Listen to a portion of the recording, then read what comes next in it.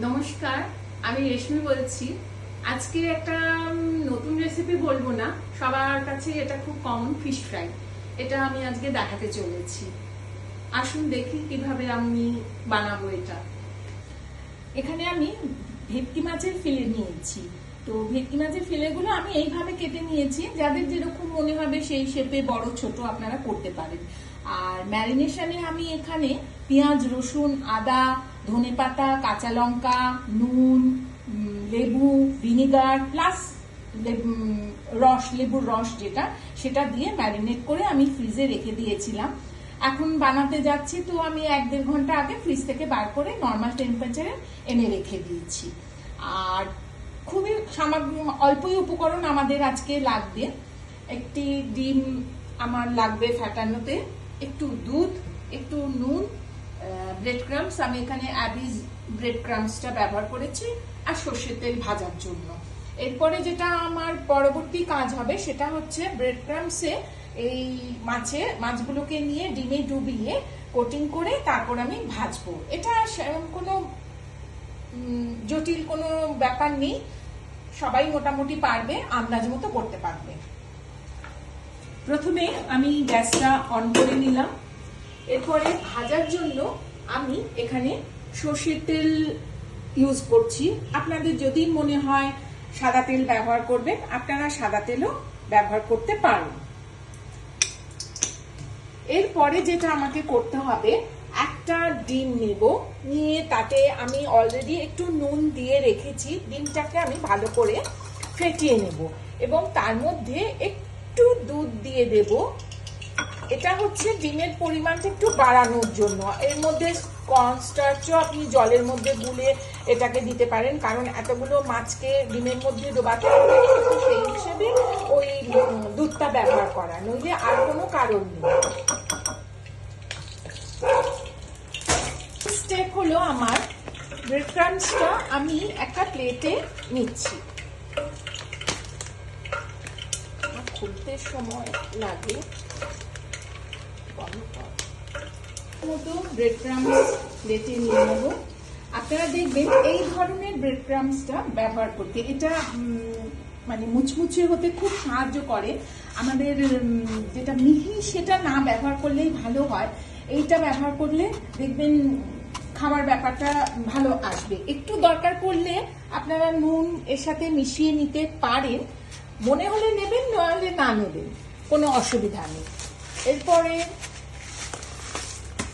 আমি একটা একটা করে মাছ এরকম নেব, নিয়ে ডিমের ব্যাটারটাতে চুবাবো। চুবিয়ে আমি এইভাবে ব্রেড ক্রাম্বসের ওপর রাখলাম, রেখে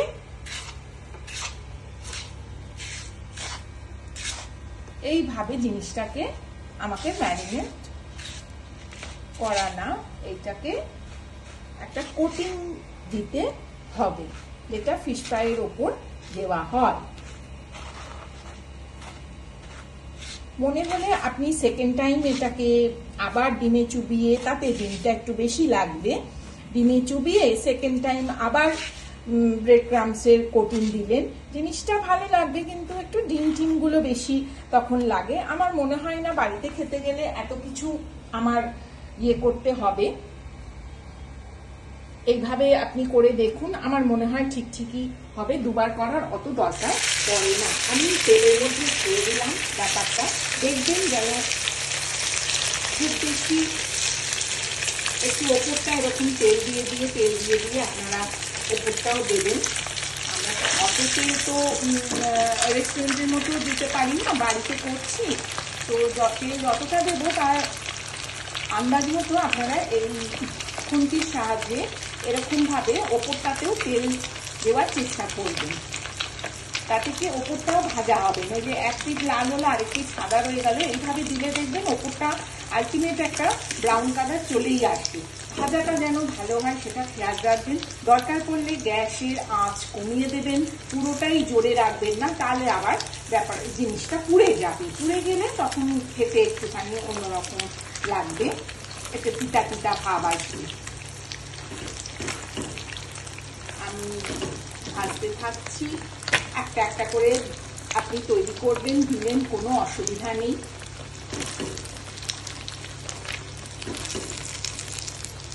ভাজাটা যেন ভালো হয়, ভেতরে এটা খেয়াল রাখতে হবে ভেতরের মাছ যেন কাঁচা না থাকে।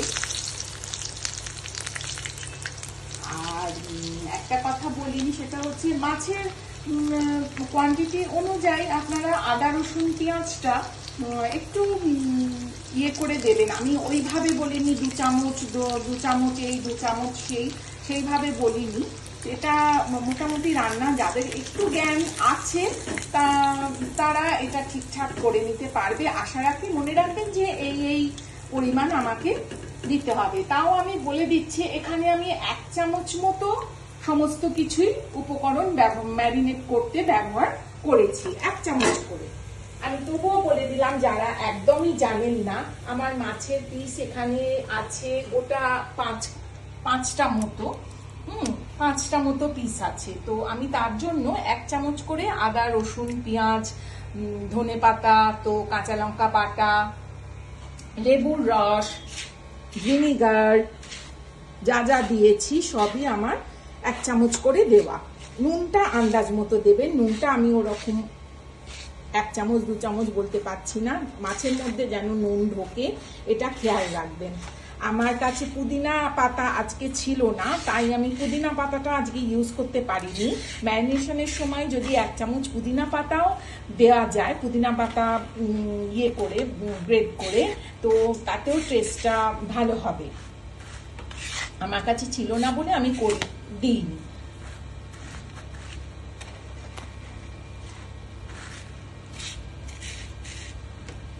কিভাবে আমি বিস্কিটের প্রলেপটা দিচ্ছি সেটা একটু খেয়াল করে নেবেন। আর হাত দিয়ে মাছটাতে যদি একটু চাপ দেন, দেখবেন মাছের সাইজটা আরো বড় হয়ে যাবে, দেখতেও এটা ভালো লাগবে। এটা একটু করতে পারেন, একটু চেপে চেপে যদি ব্যাপারটা করেন, দেখবেন যে মাছের সাইজটা বড় হয়ে যাচ্ছে। দরকার পড়লে ব্রেড ক্রাম্বস আরও দিতে হবে, তার সাথে একটু নুন অবশ্যই মিশিয়ে নেব, যেটা আমি আগে বলেছি।